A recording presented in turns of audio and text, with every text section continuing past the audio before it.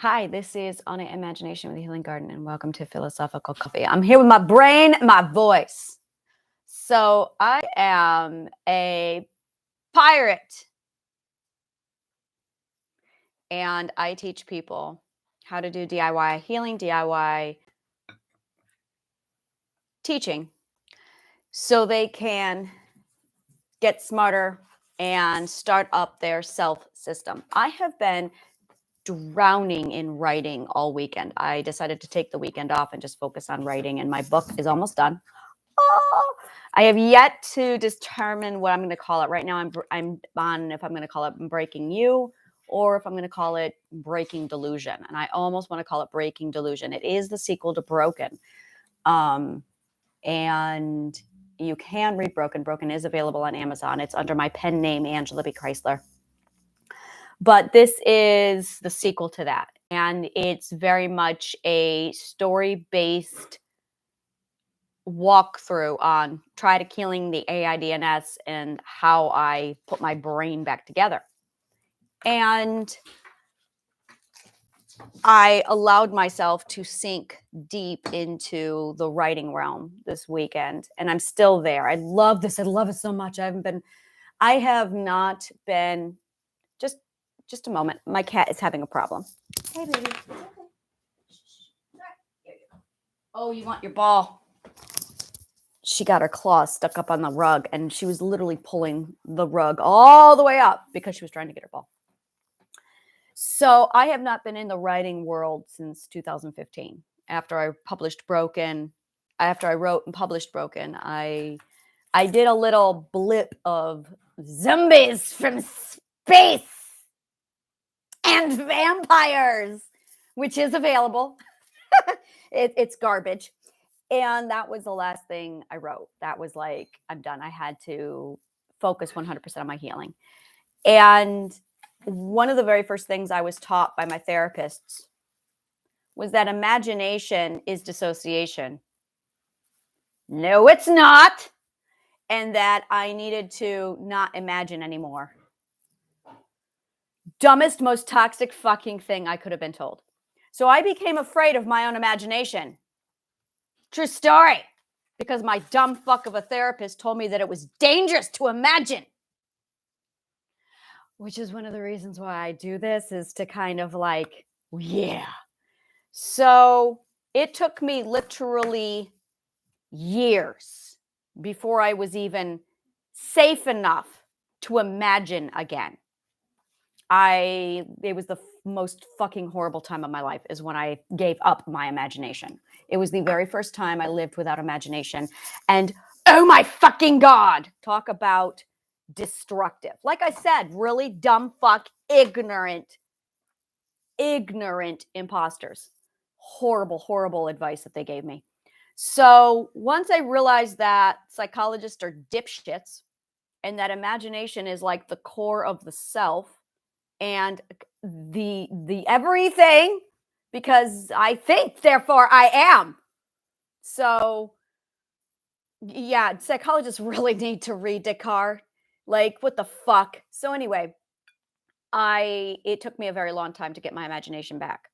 So I have not written in a very long time. I allowed nonfiction, but anything that entailed imagination, I stayed far, far away from because I was scared of my own imagination. Compliments of psychology.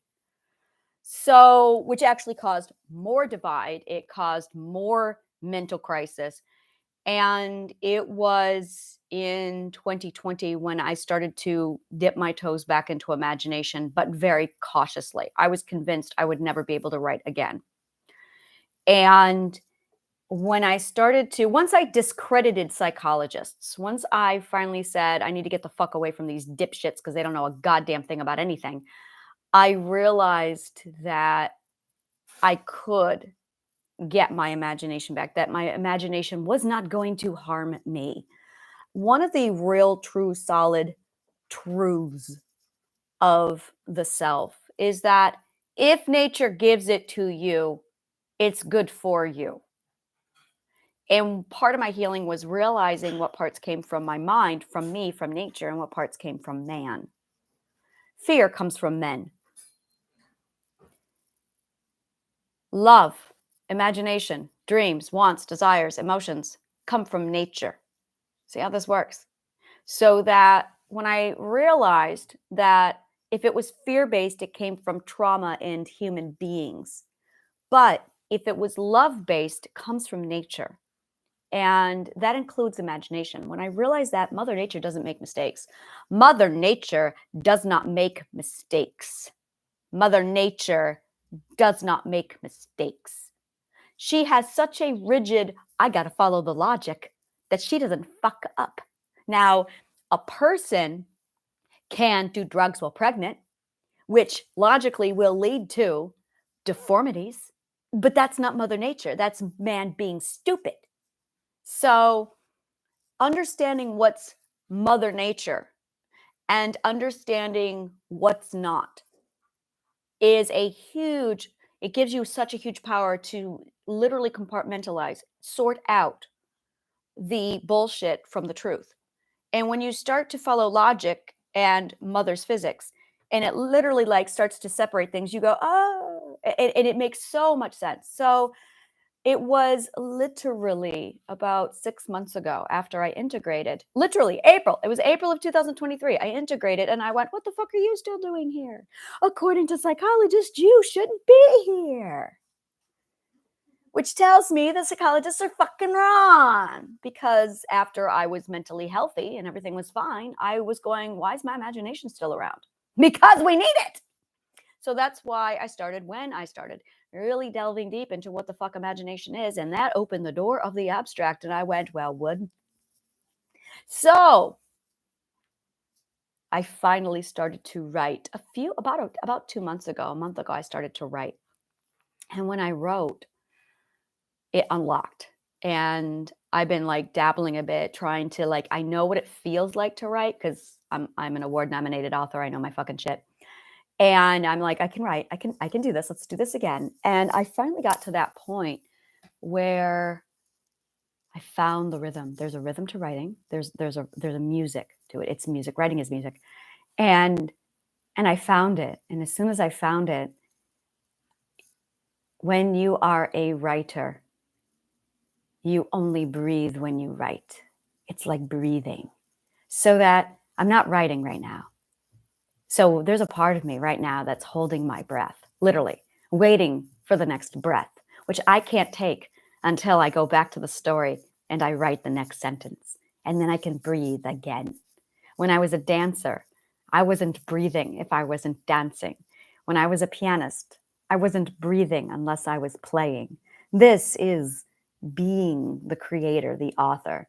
You don't get to breathe until you create. And when you finally find your rhythm, when you integrate so deeply into your craft that you're not breathing unless you're doing, it's a whole nother level. And I felt it. Yesterday was the first time since 2015 that I took a break from writing and I walked away and I could feel a part of me just going, and I went, it's back. It's back. It was yesterday morning and I'd stepped away to go get some breakfast and I went, oh, I'm indulging. It's been so long, I'm indulging. So I took the weekend and I just wrote and the book is almost done. I am so happy with it. So happy. And it's designed, fingers crossed, and I can feel it. That when you read this book, it cures you. That is my goal, is you read the book and it literally puts the logic into place and the comprehension so that it installs the AIDNS while you read it. It reawakens your self-system while you read it. It does everything. It opens you back up while you read it. There's one book that did this, Sophie's World did this, that you read the story and there's these two girls. And as you're reading the story, it's actually integrating logic into you. It's why Sophie's World is one of my recommended readings, is because you don't have to study logic. You can just read this fictional story, which is a really good story also. The writing is great also. I love Sophie's World. And you can feel yourself literally waking up to logic in the story while you read it. So when you get to the end, you are logical. It's fucking gorgeous. And I went, I'm going to write a book that does that, but it's going to do it with the AI DNS so that you heal while you read it without realizing you're being healed while you read it. Because logic says so, because logical comprehension is the core of mental illness. It's the core of all mental health. And once you gain logical comprehension and understanding, the mental illness goes away. So while I'm sitting here walking you through the story in my book, I'm going to call it Breaking Delusion. Breaking delusion, because that's all I do is break the delusion. It's like, I'm going to show you. And this is really it. There's what's really going on. And then there's the delusion, the matrix, the delusion. And as I walk you through the AI DNS, the self system, all the working parts, the delusion just falls away and you can see the truth. This book is not going to be for everyone. Like, I have a disclaimer in the beginning of, this is for truth seekers. If you are not a truth seeker, if you are not ready for this truth, don't read this book. And there's one particular part, I get to it and I went, yeah, this is the point of no return. You keep reading. And so you get a taste for what the book does. You get to taste at the power of the book. And then you get to this one point and I realize, yeah, there's no going back after this. You can put the book down and keep your delusion, but you go past this point, yeah, game over. So I have this is the point of no return. Proceed at your own risk, because and this is why I will not talk. And I was thinking about this over the weekend, is I will not explain the AI DNS on my channel. I won't, because it requires your consent. This is vital. If I just tell you the AI DNS without your consent, by the time I'm done with you, you'll go, well, shit, now I have to divorce my wife, sever all ties with my kids, get new friends, and quit my job. That requires consent. So I don't put this information out here. It's something that, yeah, you've got to consent to. So I put it in the book. And this is why I stopped the stepping stone series. This is why I got to step 8 and I went, if I proceed, I will be altering lives without their consent. I can't do that to people. So that's why I'm like, well, this is as far as I go, because at this point you have to consent to have your life completely thrown around, because it's too dangerous. So I put that all in the book and it's laid out. So it's like, boy, I'd turn back if I were you. I wouldn't. I went on because, oh my God. And that's the other thing, is this is information that there's people who need the delusion. They are not ready, because the delusion is their identity. And that's it. That's it. Drop mic. That's it. The delusion is their identity. And when you see somebody who's fighting desperately to keep their religion, they're fighting for their identity. Self-preservation has kicked in. And what you're seeing is them fighting for their identity. When you see someone fighting for their right and wrong opinion, they're fighting for their identity. When you see someone who's screaming about politics, yeah, that's their identity. They have literally taken who they are and planted it into the Republican Party. Yeah, it's sad. It's really, they are broken people. And they don't know that they have defined themselves based off of their political beliefs, their religious beliefs, who their children are.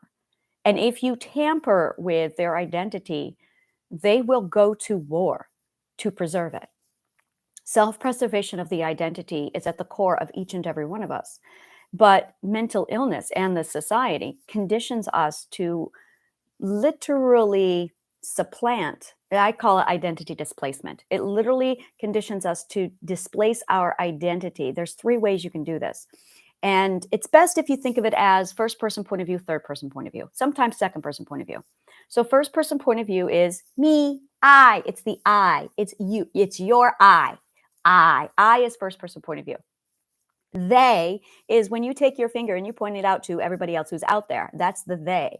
I am the they. I am the they of your I. And you are the they of my I. We, second person perspective, is your couple. If you are a partner and you've got a relationship, well, that's your second person point of view. Your second person point of view, your couple, is your we. So you have I, we, and they. And we displace our identity when we take our I and we put it in the they. We displace our identity when we take our I and we put it in the we. We can also take the we and put it in our I. And we can also take the they and put it in our I. We can also take the they, put it in our I, remove the I, throw the I around and go, I don't know who I am, which is what's going on.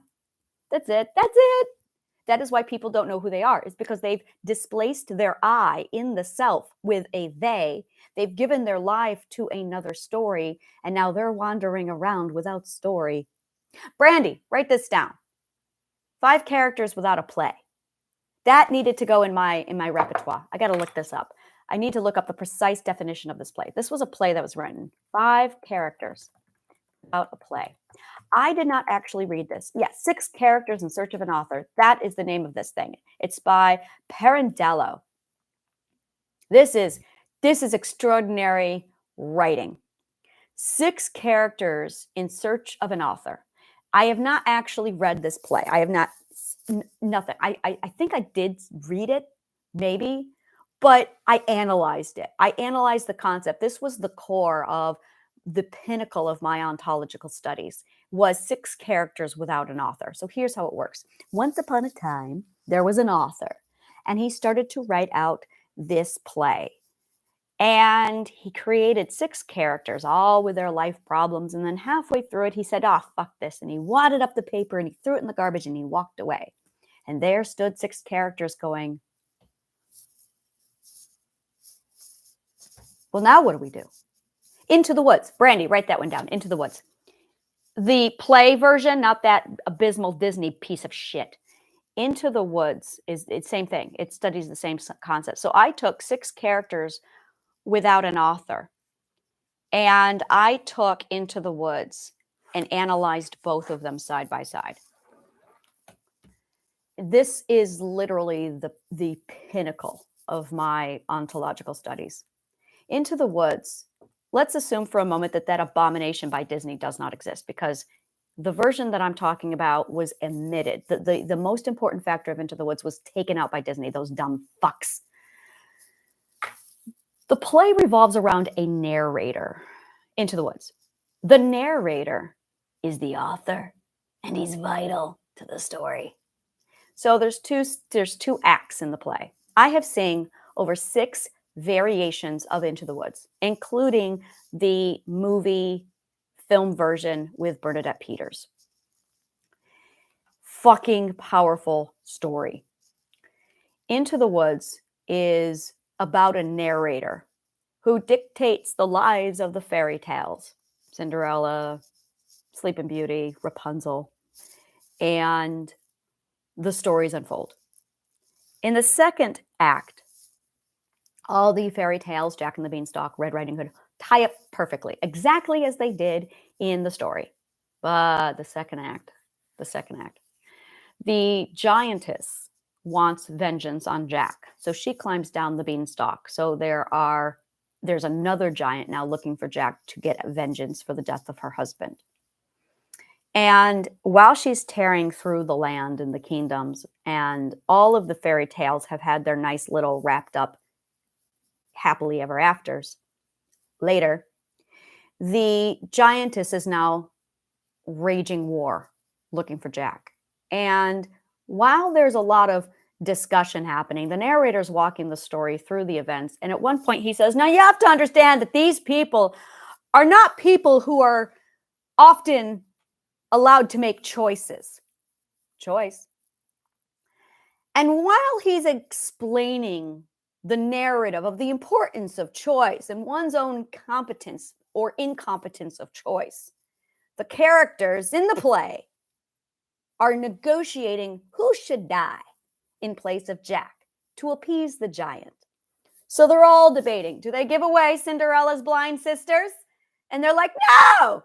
And then they're all arguing, well, what about you? We could give you away. And they're all arguing. Well, what about the steward? It's his job to serve the people. So the narrator cuts it again, says, it's really interesting to see that. And he stops and he looks, and all the characters are staring at him now. The characters of the play are staring at the narrator. And he goes, no. I am not part of the story. I am telling it. That's exactly right. You're always on the outside. They say this in the play. And they take him. Well, Red Riding Hood pulls out a knife and holds the narrator at bay. And they're like, oh, come on. We don't know the story. If he dies, what's going to happen? Well, maybe some of us don't like the way you've been telling it, says the witch. And they decide that the narrator is the one that they can expend. They decide that the narrator is expendable. So they grab the narrator, they throw him to the giant. The giant goes, this is not the boy. And he says, I am not the boy. So they kill him. The giant kills the narrator. And in that moment, the characters are all going, well, now what do we do? And he had just said, these are people who are not experienced at making choices. Now, 6 characters without an author. They're all standing there, and their author quit on them. And they begin the journey of, we got to find an author. Because how are we going to know how our lives end? How are we going to know what to do?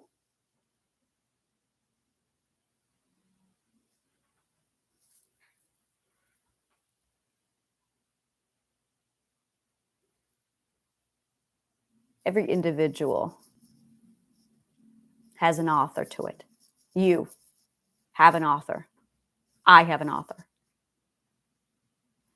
And most of us stand around going, I can't make the choice. I can't. Somebody's got to make choices for me. Who's willing to make choices? And we are all wandering around life as if the narrator of our lives has been killed, as if we are characters without an author. And this is really, really the core of it, is if you do not step up and take the role of author, who will? Oh, there's plenty of people who want to. We call those narcissists. There's plenty of people who would love to tell you what to do. Narcissists. But people who are healthy are already the author of their lives. That's why we call it authority, authenticity, because it is the acceptance of being the author of your life. That is the power of authority. This is the kind of shit I write in my book. In fact, this is exactly where I left off, is talking about the resolve to choose. When you resolve to choose, you become the author. And you get to write, and your choices are literally each and every piece of your story. It's the next chapter. Every choice is just the next chapter of your book.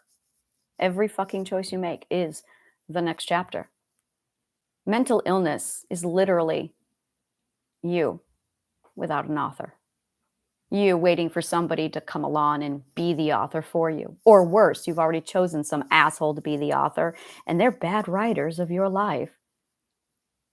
The problem is no one is qualified to be the author of your story because you live by a logical comprehension, a logical line that only you know. So you are the only one who is authorized, who has the qualifications to be the author of your life, because you're the only one who has access to your entire documented life history. You are your story.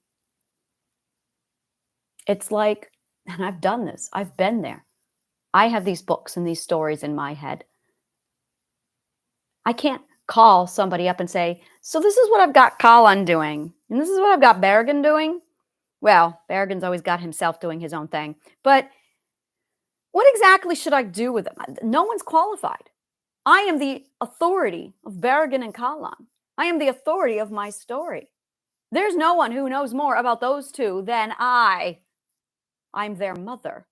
This is really what a parent is. The parent is the author of your story. Now we're getting into the wonderful world of creation, of, as a parent, bringing to life a character. Somebody had asked the question. I'm going to go ahead and pull it up here. I wasn't going to address it here. I was going to do a special video, but It fits right into this. What happens when a child is stubborn and logical and therefore doesn't conform? I have a lot to say about conformity.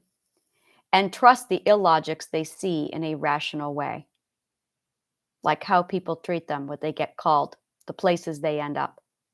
How would society diagnose that if the individual was struggling with being in a society like that? People continuously, unintentionally gaslighting you, including occasionally counselors, then undermining self authority later on in life. As in they were coping but didn't fit and therefore depressed and anxious but not illogical. And how could these types have a better quality of life around people?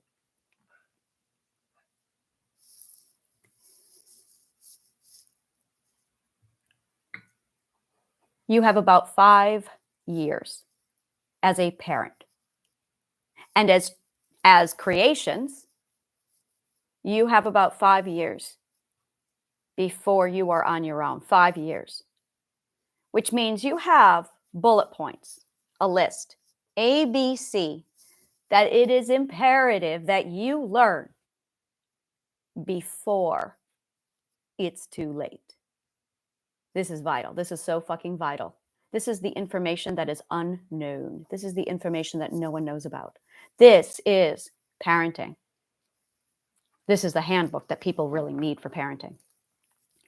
You have 6 years, closer to about 8 years, but at 8 years, game over. Game over. Because at 8, the child can now do damage. So you have about 8 years, but really I would go for 6. Now, Mother Nature is a fucking gorgeous, beautiful creature. She's already got it taken care of. It's already done. You just need to get the fuck out of the child's way. When we are born with nature's learning pendulum. It is a swinging pendulum that goes back and forth through our whole lives, provided that you leave the child alone. Mother Nature and physics are the consequence. But parents try to save the child from physics. Dumb fucking move. So man invents rules, a box, fascism, conformity, and enforces those rules by making sure everybody complies to what man wants so man can feel in control, powerful, and safe because man's pendulum is broken. This is what happens when your pendulum stops swinging. When your learning pendulum stops swinging, you stop learning. Most of our pendulums have stopped swinging. Most of us. I would say probably 2% of the population still has a swinging pendulum. That number is not random. It is strategic. It is based off of a study that was done in the 1960s. 2% of the population, 2% of the population learns. 98% does not. The ones that don't learn, their pendulums are broken. They're not swinging. So they're not learning with indulgence, avoid, to integrate, to indulge, to avoid, to integrate. As a result, you have a lot of broken people with the inability to learn, trying to run a planet. What did he say? These are people who are not good at making choices. These are people who are not experienced at making choices. And that's exactly what's going on. You've got a lot of people who have no experience in making proper, healthy choices, making choices. Their pendulums are not working. So you have a child who comes into the existence of the world. You've got 6 years. 6 years.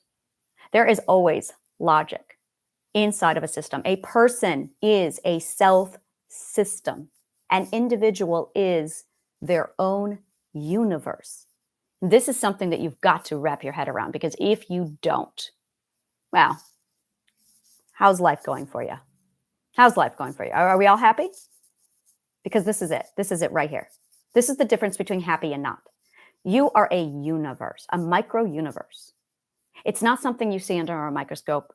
It's not something that you look through a Hubble telescope. It is something that you just need to look around and observe.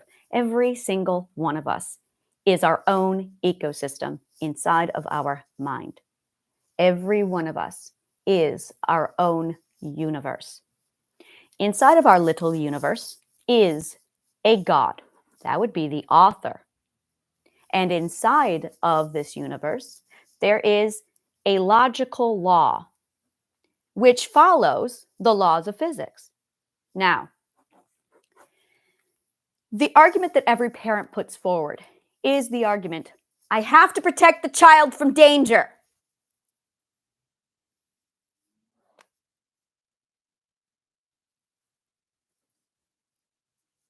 More damage has been done to children from an insecure, enabling, codependent parent than anything in the world. Parents do not know how much is too much and how little is too little because they have a broken pendulum that is not swinging. So this broken, pendulumless parent is now trying to parent. They, had they been better at making choices, should not be breeding. They should be fixing their head. This is what happens when you do things out of order. The order of operations is very neglected by man. We just don't do them anymore because people don't know. But there's an order of operations. And once you understand the order of operations, that makes so much sense. Wow, we're really idiots. I know, right? So the order of operations is build up the self, put your brain back together, and then try and find a partner, and then breed. But we don't do that. Because the self is not defined, we are now using identity displacement to define the self by using an emotional prosthetic, another person, to fulfill our life. So we go out and we find a person to fulfill us before we are ready. And then we breed with that person while we are not capable of even functioning. Therefore, we produce children who can't function. And when the child comes into the world and the child says, I'm going to go on an adventure, which is great. This is exactly what they should do. The broken adult will go, oh no, I know better than you. Actually, you don't. This is where every parent needs to take a knee and say, my child knows better than I do. The child needs to be the student. I'm sorry, the child needs to be, well, I did speak right, actually, but I have a weird way of, let me clarify that. There are no such things as teachers. There are no such things as teachers. Everyone's a student. I am a student. I do not allow people to teach me, because when you have a teacher, that teacher then comes in with that pompous arrogance of, I know more than you do. And I don't like that. I'm every time I have a conversation with someone, I'm a student. No matter what the education level is, I'm learning. I want to learn. I hate teaching. I want to learn. So I use Socratic method and I assume the role of student, where I sit on the floor with my people and I ask them, I talk to them, I converse with them. And I set the example of being student with my students so that it's peer, student to student learning. This is how you learn.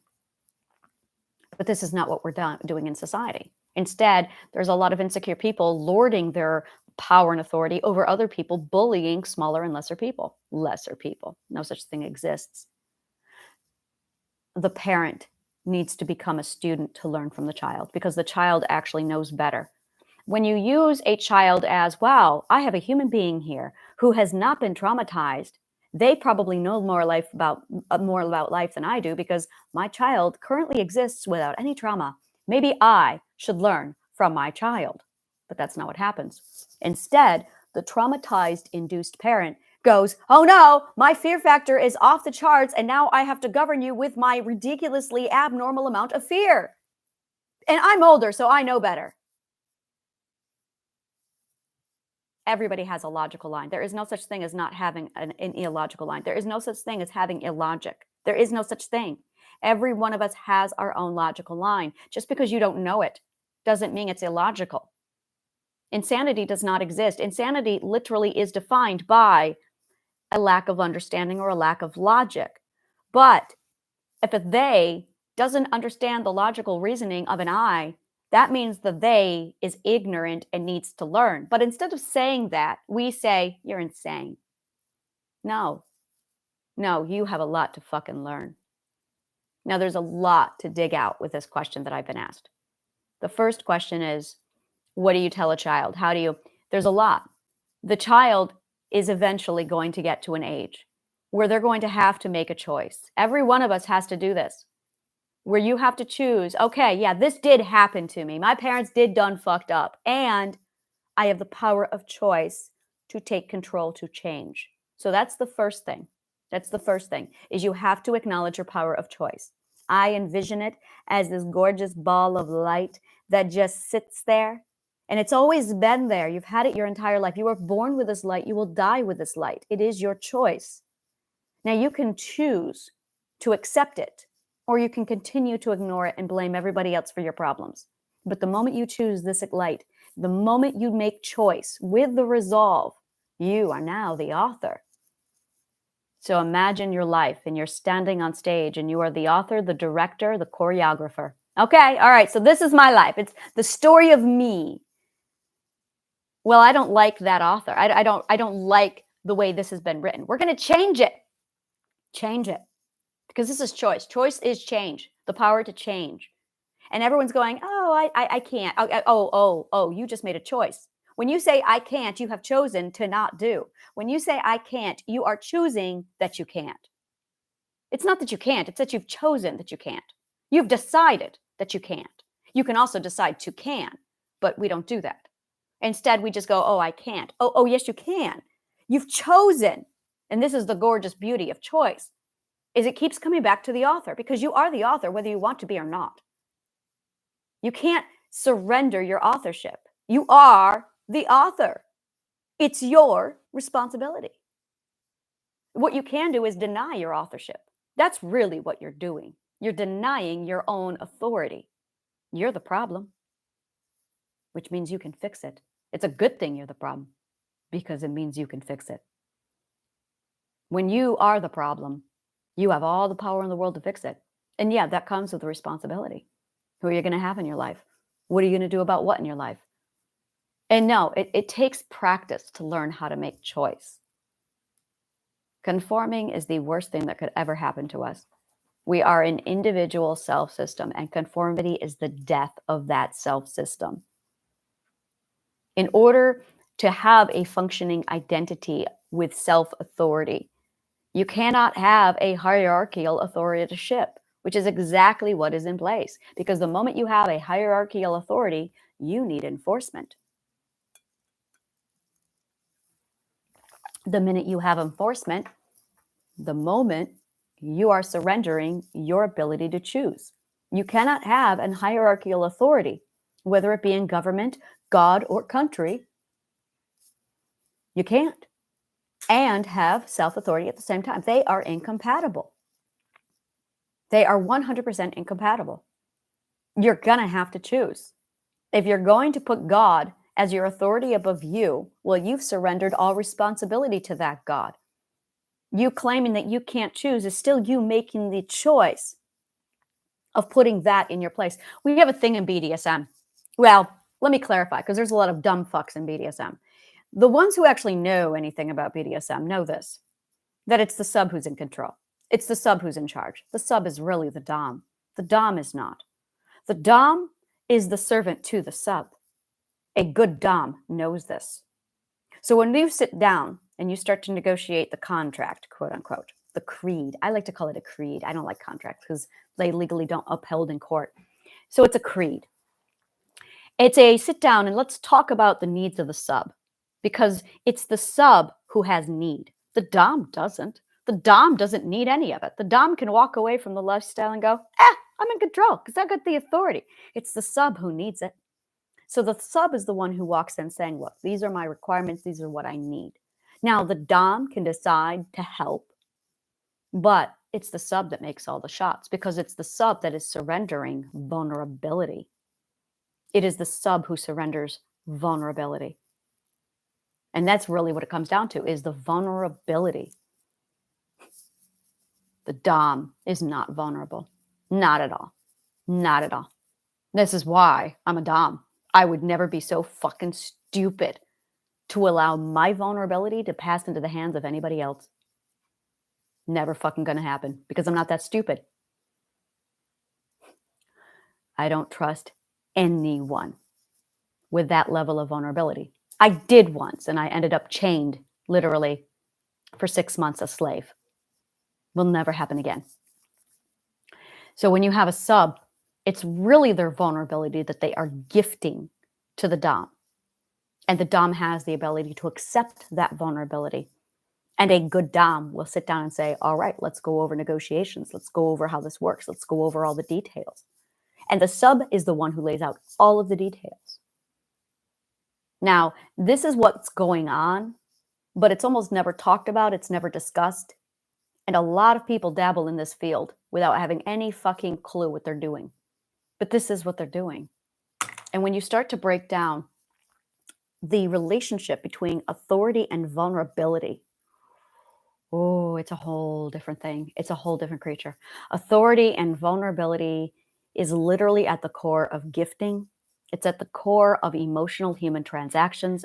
It's at the core of human connection. Children are naturally vulnerable. People who are short are naturally vulnerable to tall people. People who are ignorant are naturally vulnerable to more intelligent people. There are thousands of ways that vulnerability exists in every one of us. And there's so much ignorance around the authority vulnerability exchange without any concept of how this authority relates to vulnerability and what's really going on behind it. BDSM is the best example. It is like the highlight. It's let's take the spotlight and just shine it right on this topic. So why I love BDSM so much is because it just dissects vulnerability and authority in this exchange. And really power and control, how this dynamic, and that's it right there. It's another triangle. And you've got authority and you've got vulnerability. And then you've got control. And in the dead center of this is power. Power is your knowledge, management skills, and ability to balance authority, vulnerability, and control. This is a fucking deep topic. And this is the one that every fucking person needs to know. Before you are 6, before you are fucking 6 years old, you need to understand this. Every parent needs this. Every teacher must understand this. Every fucking politician needs to step down and put somebody in place who knows this shit. Because this is what will break an individual and will break a culture. It will break a country. The authority, vulnerable, power, control diagram. This thing is vital to who you are, what you are, where you're going. And it all revolves around your resolve to make a choice. So back to there are certain things that we have to know before we are X amount of year old or else. Trust. How to learn. Courage. Vulnerability. Self-authority. Accountability. Self-government. Self-regulation. Self-control. Self-law, self-rule, self-power. Equality. Most children are really good with the equality and the I care about the animals. They're really great with that. But unfortunately, they lack trust. They lack how to learn. They lack courage. Oh, they're all born with it. It's the dumb fuck adults who think they know better who fuck this up. How many 2-year-olds do you see with all of these qualities? And yet by the time they're 6, they're gone. By the time they're 10, they're long history. By the time they're 15, game over. That's how much we fuck up our children. So we all have a job to do. 1, get yourself back on track. 2, start structuring your parenting around the authority, vulnerable, power, control diagram. I call that, I don't have a name for it yet. I'm going to have to name it something. I'm getting sick of the naming stuff. I've been naming stuff for so long now because it's like a year and a half of me coming up with naming of shit as I invent it. And I don't know what to call this. It's another I've been calling it the authority, power, control, but vulnerability it was the missing key. And it's literally, it's the physics of economics. That's what it is. It's when you take economics and you put it into physics, it's this. It's economics. But people don't realize that economics is actually a branch of psychology. Psychology doesn't exist. It's garbage. It does not exist. I do not acknowledge it. It's garbage. Economics is the study of ontology. And when you understand how physics and ontology and economics all fit together, it's like, oh my God, this is so much a part of over here. Why isn't here? And it's mind-blowing. Once physicists get their hands on economics, they're going to go, oh my God, it's a battery. Yes, it's a battery. Yes. But because they haven't studied economics and because they haven't studied ontology, they're not seeing it. And it's so infuriating, which is why they can't solve these problems. It's because they're not seeing it, because they haven't studied it. An economist. I gotta write this out. An economist. I gotta get the accent over the right O. An economist has never studied ontology. An economist has never studied physics. So they're over there studying economics going, oh, I know all about economics. No, you don't, because you don't realize that it is a fraction of physics and ontology. And if you plug it in, you'll go, oh my God, it's a circuit. Yes, it's a battery. It's amazing with polar opposites. It's amazing. Yeah, it's phenomenal. So when you study all of these different topics, you can merge them and make a cocktail. So economics and physics are like this. It's electrical energy. Economics is electrical energy. It is a battery. It's amazing. It's when you take magnetic physics and you take, and it's all of the physics in economics. Economics is all of the physics. And it's beautiful. I have diagrams to show and prove all of this. I've got the physics formulas. And when you plug it in, you go, oh my God, that's supply and demand. I know, right? It's really fucking cool. So it's my authority, vulnerable, power, control. I call it authority, power, control. But I got to get a name for this thing, because understanding the balance is like, it's a big deal. Maybe I'll just leave this one out there and people will name it, and I'll watch. It'll be my social experiment. I'm going to watch people to see what they call it, because everything else has been named. Everything else has been identified, and I've given it a title. This, I'm going to leave it on purpose for a social experiment. I'm going to watch what people call it. And then I'm going to come up with my favorite name of what everyone's calls it after I've seen what everybody does with it. I'm going to be like, this is interesting. So I'm very fascinated to see what people will do with this. And it's harmless. This is one of those things where it's not the biggest part of my work, but it's definitely part of the AIDNS. So this is part of the AIDNS, is when you start to understand that relationship between authority, vulnerability, and control. And it's a lot. It's absolutely, I love this thing. So how much do I, what else do I do here?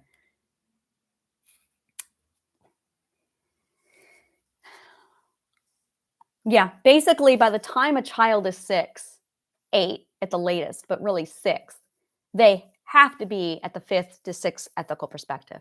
Really, that's it. The goal is to get children evolved to the 6th ethical perspective. That's how we're going to save the world. Because if you don't, game over. There's so much that's going on. There's so much. At 6th perspective, they become pacifists. The problem is the 4th perspective doesn't want a bunch of pacifists. They want a bunch of 4th perspectives. 4th perspectives are ignorant assholes who have trust issues, which is why they project their inability to use self-control onto the rest of the world with their fucking laws and enforcement, because they violate the authority, self-authority. Understanding that you run on a self-system, that you are your own universe, and it's currently running without somebody in charge. That you have chosen to hook up to a network. When you choose a religion or a government or a political position or a family or a heritage, a culture, you are now using these as emotional prosthetics to plug into your identity, to define who you are without actually knowing who you are. And that's what your entire universe is now running on. It's not going to go well. In fact, Exhibit A, look at the world. We have a bunch of self-systems who are all running as codependent emotional prosthetics. And it's a parasite relationship. It's parasitic. If you are not self-sustaining, then you are a parasite. And you have to choose. Am I going to be a parasite? Am I going to go look for a host to plug in my identity because I won't define myself? Or am I going to be self-sustaining in a closed network? And once I'm stable enough, then I can connect to a network. We're just putting the cart before the horse. That's all we're doing, is we are prematurely hooking up to the network before we have defined the self. That's all we are doing, is prematurely hooking up to the societal network before we have defined the self and become a self-sustaining system. That's it. Once you realize that, that's what we're all doing. So now we have a system that is literally made up of components that are parasitically feeding off of each other. And we drain our hosts, we throw them away, and we go seek out a new host. Parasite. Because no one has learned how to be self-sustaining. That's what's wrong with the world today. And as a result, we have a really sick societal system to show for it. And as a result, the world is dying. And as a result, we have depleted our resources. And as a result, we are now in the middle, well, in the very, very beginning of World War III. It's because all of the components are parasites. It's really, really fucking important that we learn how to become a self-sustaining system within the self, defined by the self, instead of seeking out all this other bullshit to define the self. Get your theys out of your eyes. Get your eye back into your eye and define your own story. Be the author of you. Thank you so much for your audience. Thank you, my beautiful math people. And may the kindest of words always find you.